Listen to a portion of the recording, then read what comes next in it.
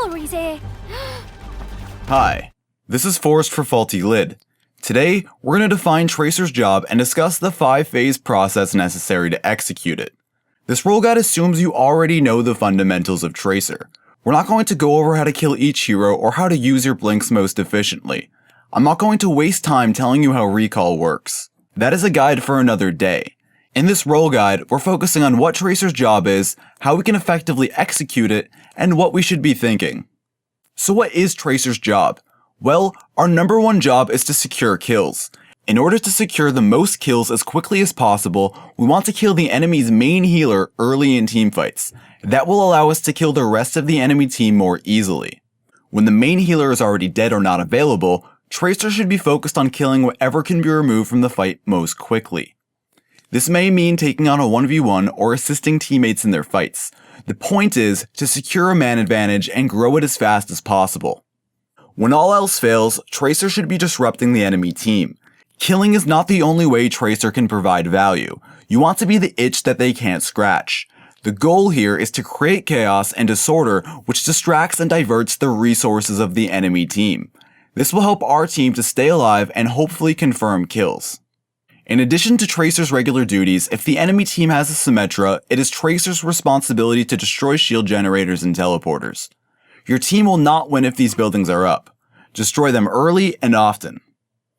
All of these duties boil down to one question I always ask myself before every engagement as Tracer. How can I help my team break the fight open? How can I take the engagement from two teams poking at each other behind Reinhardt's shields and turn it into my team kicking their front door down? I want my team crashing into theirs from the front while I pick the enemy team apart from behind. Tracer is going to be most successful when teamfights turn into brawls. This allows her to focus down enemies with her teammates while the opposing team struggles to focus her down amidst the chaos. Our job as Tracer is to pick apart the enemy team and assist in creating that chaos. To accomplish our job, we use the following 5-phase process. Phase number 1, flanking.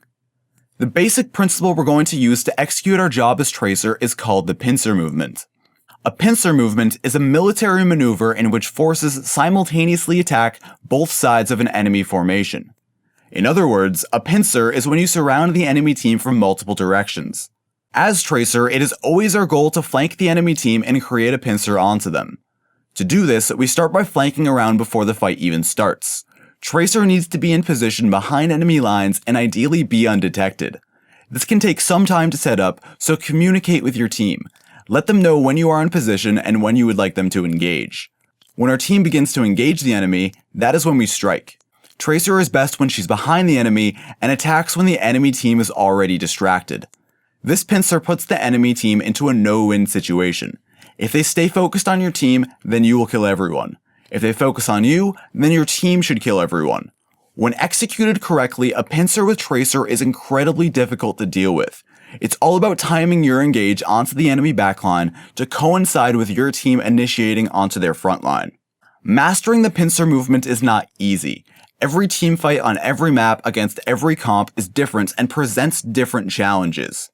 Only through repetition will you get better at executing pincers. Flanking behind a team takes some finesse. We want to get back there without their team trying to focus us down. Now ideally, we have a route that we can take that will let us get behind the enemy unseen. If this is the case, then your flank is easy. Simply go around, wait for your team to be ready, and then attack. Of course, not every flank route allows you to move undetected. Many will call attention to the fact that you are doing them. For example, on the first point of Route 66, my preferred flank route is this. I go through the top tunnel and travel all the way around the area. When I reach the next area, I wait. It is very likely that their team just saw me. They're probably looking behind them expecting me to show up any second. What I want to do is be forgotten. I stall for as long as possible before making my next move. I want them to forget about me and go back to focusing on my team in front of them. This only takes a handful of seconds. When I feel like enough time has passed for them to lose track of me, I move in. It's important to wait on flanks when you know your location is known, so you aren't focused down easily. Trying to crash another party, love? Phase number 2, know your enemy. The first thing I do after I flank behind a team is study them. Where are they positioned? Are they spread out? Are they in a death ball behind a Reinhardt shield? Where are the DPS? Where are the healers? As Tracer, we need to know how the enemy team is operating so we can safely maneuver through them and expose weaknesses. I find this is actually more difficult in quick play where teams often lack shape and can be all over the place. In competitive, teams are much tighter and their organization is much more obvious. Now once I understand the shape of the enemy team and the dangers that I need to be aware of, I look for my target. My goal is always to remove a piece from the enemy team as quickly as possible. Ideally, I want to take the man advantage the moment the fight starts. To do this, I look for a squishy DPS or healer that is out of position, low health, or I have easy access to. When I see my frontline is engaging, I attempt to assassinate that target. Good targets to pick are ones that are standing the most still. Oftentimes you can catch Ana's, Soldiers, McCree's, Zenyatta's, and other long-range heroes standing mostly still behind their Reinhardt shield. They think they are safe, so they keep the strafing to a minimum. Get behind these targets and shoot them in the back of their skull.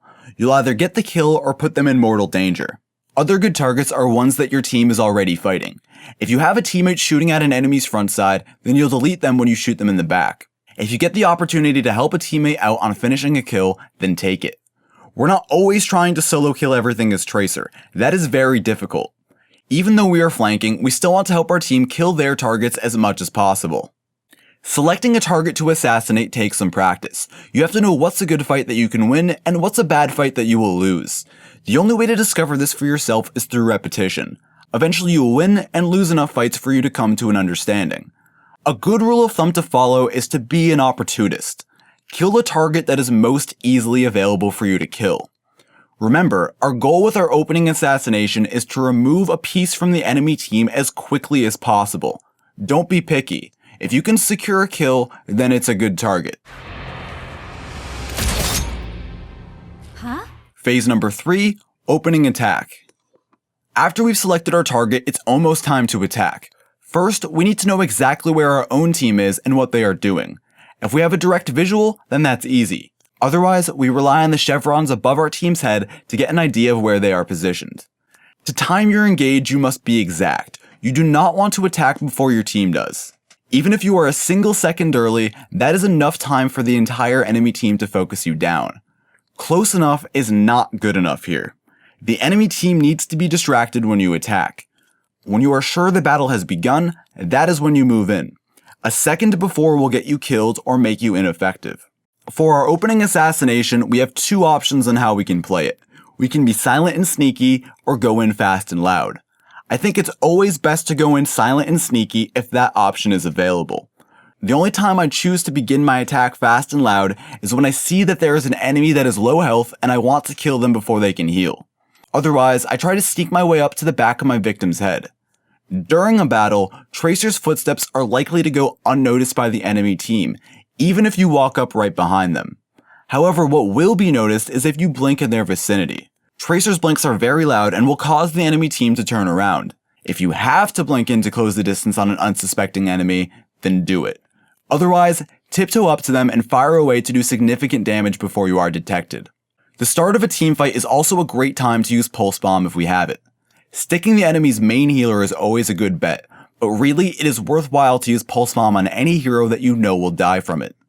Getting a quick guaranteed kill is huge. I tend to use my pulse bombs on Ana the most, but that can be difficult when you are first learning. I think it's best to get some guaranteed value out of it rather than missing sticks all of the time. Sticking tanks can be an effective way to get a sure kill, and it's a lot easier to pull off. When you're starting out, Reinhardt's back makes a great target. Just be sure you've brought him low enough to the point where the pulse bomb's 400 damage will kill him. It is worth mentioning that if a team has a shield generator or teleporter, then it is priority number 1. Destroying these buildings must be your opening move or be done before your opening move. Your team will not win the fight if these buildings are up. It is best to eliminate them before fights begin rather than trying to brute force your way through the fight with those buildings up. Even if you end up losing the fight because you were off destroying a shield generator, it is still a net win because on the next fight, the generator will be gone. Come on, big guy. Get up. Phase number 4, win the team fight. What happens next largely depends on the success of your opening move. If you or a teammate were able to secure the first kill in the fight, then you are well on your way to winning it. If neither team secured a kill, then you may want to find a moment to build your blinks and recall back up before moving in and trying again. If your team suffered the first loss, then use your situational knowledge and Overwatch game sense to decide what is best. For example, if you suffer a loss on the final point of Hanamura, you should probably back off and wait for reinforcements. If you're on the first point of Hanamura, then it's best to stay aggressive and look to get as many kills as possible. Your spawn advantage will make those kills worth it. After your opening move is really where you have to start improvising. This is something you'll get better at over time. Assuming we are successful in our opening assassination and have taken man advantage, we want to think about killing their main healer if we have not already. The moment you have the access and resources to kill an Ana, Zenyatta, or Mercy, you must do it. These healers prolong the fight. If you kill them, then the rest of their team has no heals. A team with no healers versus a team with healers will crumble away the vast majority of the time. We always want to remove the main healer at the first possible opportunity.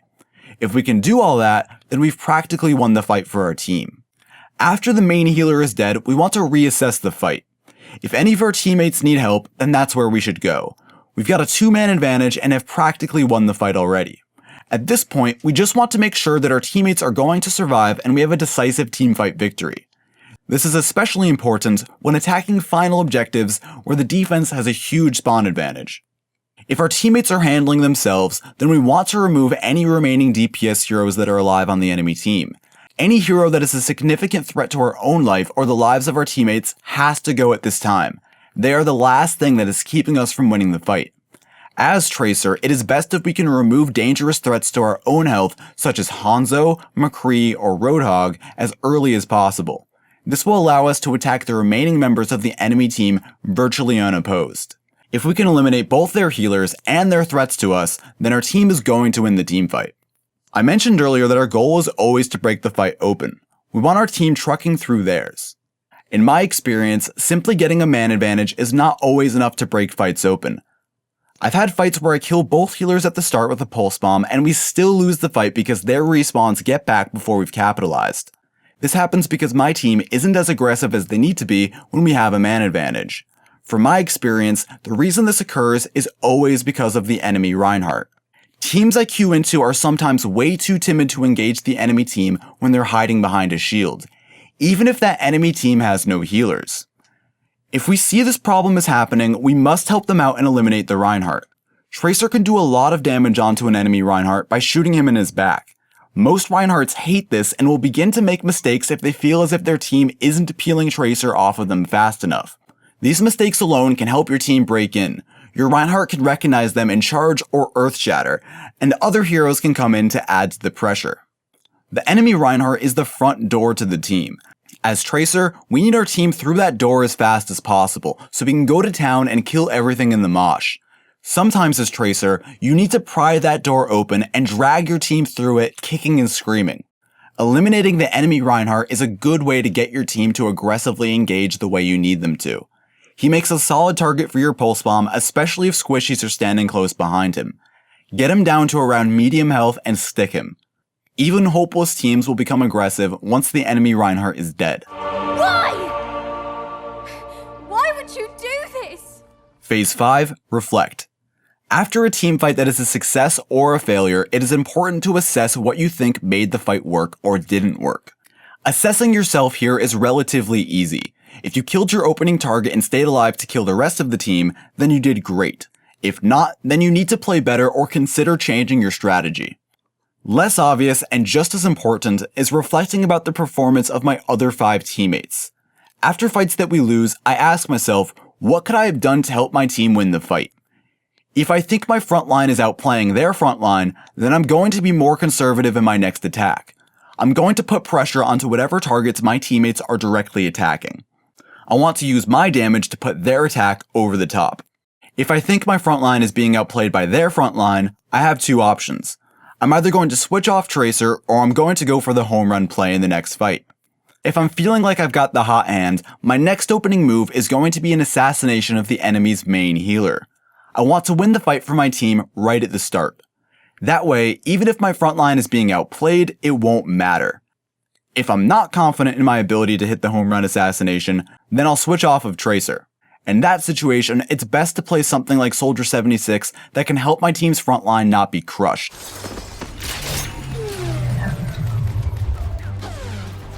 To recap, Tracer's job description asks her to complete the following tasks: kill healers, secure kills, disrupt and harass the backline, and destroy shield generators and teleporters. We accomplish these tasks using a 5-phase process. Phase number 1, flank around and position yourself behind the enemy team. Phase number 2, study the enemy and select your opening target. Phase number 3, attack with your team. Phase number 4, finish the fight. Phase number 5, reflect and reassess. As Tracer, we want to pick apart teams from the back so our team can smash them from the front. Most importantly of all, we need to kill the enemy's main healer. If you can get good at killing Anas, then you can go a long way with Tracer. Finding ways to break teams open with the Pincer Movement is more art than science. It is your job as Tracer to figure out ways of doing it. The best advice I can give for beginners is to focus on helping your teammates get kills as much as possible. As you improve your tracking and survivability, you'll be able to solo kill more easily. Hopefully one day you'll be able to consistently kill Anas and hit the home run before fights even start. That's all for today's role guide, but that's not all for Tracer. In the coming month, I will be releasing much more Tracer content. I'm working on a guide that will go over the fundamentals and mechanics of Tracer. I'll also release a guide on what I find to be the most effective flank routes for every map. Additionally, I'll go over how to win every matchup against every hero in the game. Last but not least, I'll make another guide that details specifically how to play Tracer on defense. There's a lot to go over with Tracer. She's a high skill ceiling hero that requires a lot of playtime to get the most out of her. I hope today taught you the basic principles of setting up pincers when you play Tracer. It is the foundation that we will build everything else upon. If you enjoyed the video, then please like and subscribe. Hit the bell button next to subscribe to receive a notification whenever we post new videos. Follow us on Twitter @FaultyLidGaming. This has been Forrest with Faulty Lid, and I'll see you next time. You know, the world could always use more heroes.